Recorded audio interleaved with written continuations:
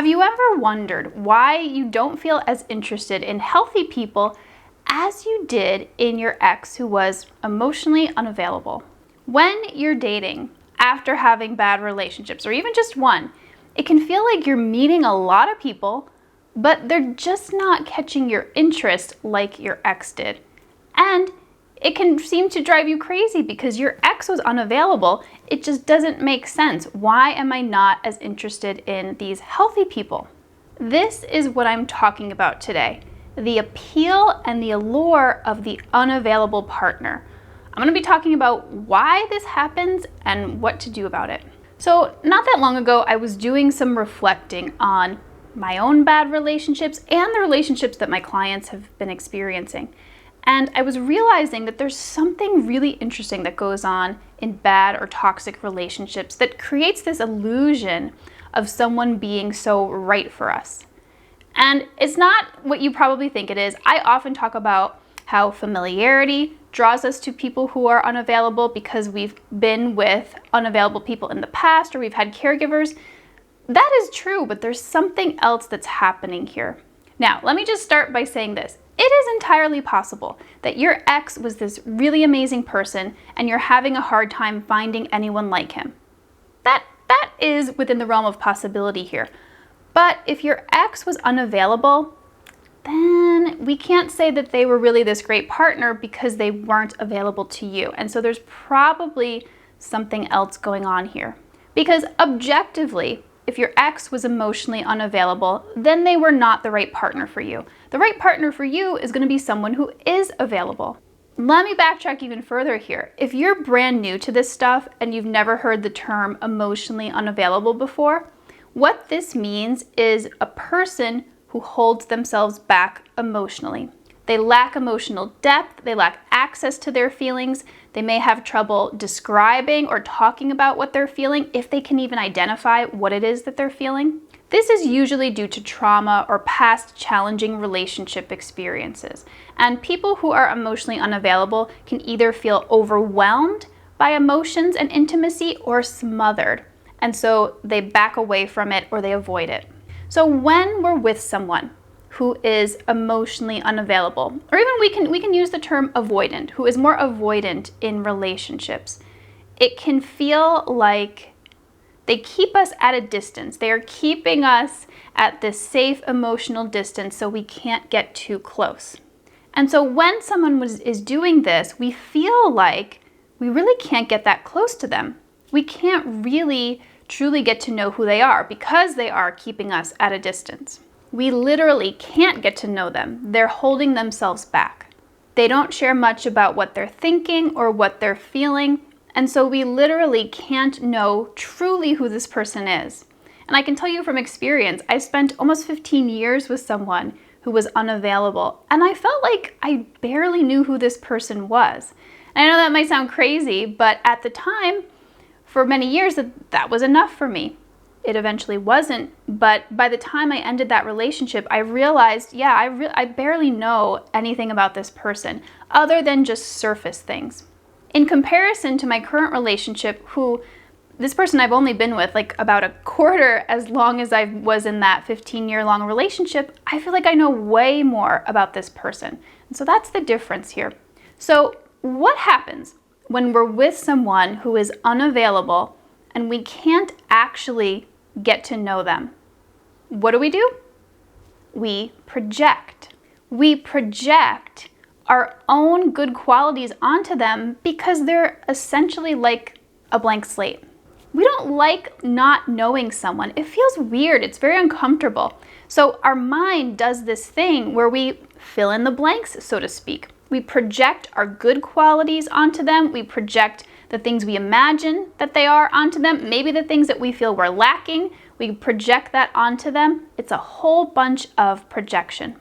Let's talk about what projection is here. This is a specific type of projection. It's called complementary projection. And what we're doing is we are assuming that this other person has the same values, traits, characteristics as we do.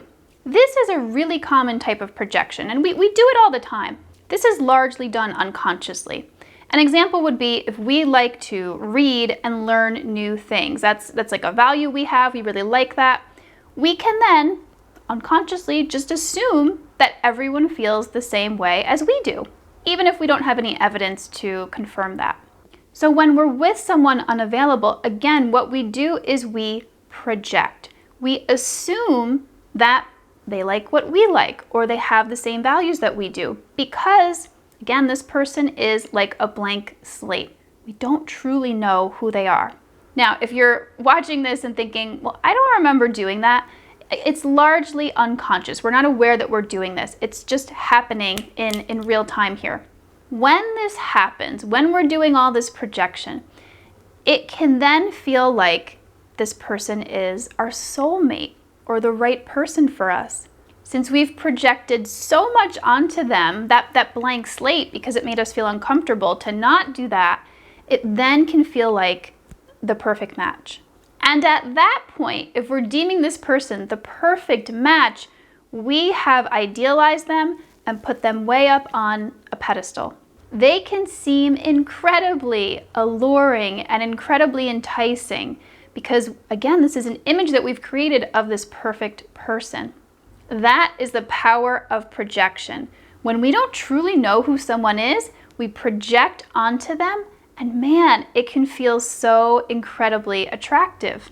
It's so easy to slip into that projection and assume that they're just like us, and that can feel like an incredibly deep and powerful connection. And so when the relationship ends, whether they broke up with you or you broke up with them, it's hard to move on because it feels like you, again, had that perfect match with somebody. And so you might go back out there into the dating world and you're wondering, man, why can't I find a match like that? Why do I feel so much for my unavailable ex and not very much for these available people? Let me explain what's happening even deeper here. If you're dating after an experience like that and you meet an available person, your experience of that person is going to be very different from that of the unavailable person. When the available person is with you, they show up. They're open. They let you see who they are. They're being authentic with you, which means they're sharing all of themselves, the good and the not so good. They open their hearts to you and they're not holding back. They're just being themselves, again, in all of their full glory, we could say, all the really good stuff, and then also the stuff that you're like, maybe that's not so great. And what we all tend to do, even though all the dating advice says not to do it, is we tend to compare how we feel with this available person to how we felt with our ex, maybe our unavailable ex in particular. And you might have noticed that it feels different. Maybe it feels like you were way more into your unavailable ex or you liked them so much better. Why? Why is this happening? What's going on here? This is where it gets so confusing because your ex was unavailable. It doesn't make sense for many of us why we don't like this available person as much as we did our ex. But remember, when we're with our unavailable ex, they're not showing much of who they are. The available person is showing you everything. Remember, they're showing you the good stuff and they're showing you what people could consider flaws or weaknesses. You see all of them. And when you compare that, what you're seeing with the available person, to what you saw with your ex, it can seem like your ex comes out on top because they weren't showing you all of themselves. They weren't showing you all of the really good stuff and all of the bad stuff too. Because the truth is, we all have flaws or weaknesses or things that we would consider like, not so great about ourselves. That's normal, that's natural, that's part of being a human. If you were seeing a version of someone where they weren't showing you all of themselves, you weren't seeing the full picture. And it can look very different. And when you compare the two experiences, your unavailable ex can seem perfect, except for the fact that they were unavailable, while this available person can seem, not as great. And so you end up feeling like you just don't like this available person as much as you did your ex. So the truth is, it's not that your ex was so much better, it's that they didn't show you who they truly were, the full picture, the full spectrum of themselves. The emotionally available person does. They show you all of themselves, and so you don't have to project. There's actually no room for you to project because you're seeing all of what's there. Again, they're showing you all of them. They're not a fantasy of who you think they are or an idealized image. They're real. And you guys, guess what? That's what a healthy relationship looks like. There's no projection there, or I shouldn't say none. There's always going to be a little bit as long as you have some unhealed stuff within you. But you're seeing the person for who they truly are. So, if you feel like your ex was almost perfect, except for the fact that they were unavailable, then you're most likely experiencing a fantasized version of them, a projection. And who wouldn't fall deeply in love with a fantasized version of someone, a projection of someone? It's so easy to do, and it feels so powerful. But it's not real. The real relationship brings up doubts because, again, you're seeing all of this person. You're seeing all of their flaws, their vulnerabilities, their insecurities, and it can be uncomfortable to see that in someone else if we haven't accepted our own flaws or our own vulnerabilities. And it can even be uncomfortable if we lean towards emotional unavailability ourselves, which again means we just haven't fully accepted our own stuff yet. And when you're seeing this, when you're with the available person, it can seem like maybe this person isn't for you. And they may not be. But if we're in this place where we're still idealizing our ex, we're really not giving this person a chance. If we're still thinking that maybe our ex was the best person for us, even though they were unavailable, then again, it makes it hard to open your heart to a new available person. I'm sharing this today because if this is happening to you, I want you to know that this is all super, super normal. You're not alone in this experience. And you don't need to leave a good relationship if it's not feeling like it was with your ex in the beginning. Your job here on this journey of healing and learning how to have a healthy relationship is to at least be open to someone like this, being open to someone available, giving them a chance and taking your ex off of that pedestal. Because I can guarantee if your ex was by miracle available, you would see all of them too, and probably they would not look as good as they do when compared to that projected version of them in your mind. So see if you can open your heart to this available person. They might be a good match for you, they might not be, but at least you know that what you're seeing with this person was real, and you can judge based on that. I have a really good way to tell if you're projecting or you're putting someone on a pedestal when you're dating them. Think about how you feel when you're with them. Close your eyes and think about this person. And if when you think about this person, you feel like they are so much better than you or they seem somehow like higher than you, that's a big clue that you're probably idealizing this person. You've put them on a pedestal. But in contrast, if you're picturing somebody and they feel like they're an equal to you or a counterpart or on the same level as you, then that's a really good sign that this is a good relationship. You're not idealizing, you're seeing someone as equal.